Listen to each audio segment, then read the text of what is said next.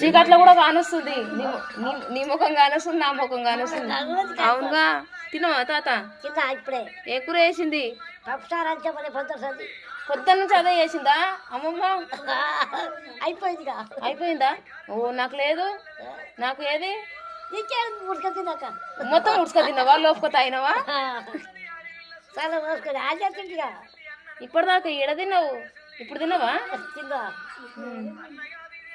అంతా ఊడ్చుకొని తిన్నావు. మరి నాకు లేకుండా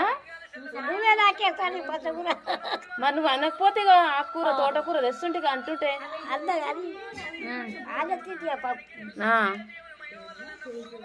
కానొస్తలేము అనుకున్నాం. కానొస్తున్నాం చీకట్లో కూడా. చీకట్లో కూడా కానొస్తున్నావు. కట్టే నీ పోచి నీ వాచి అన్ని పడుతూనే ఉన్నావు. అట్లా అవును.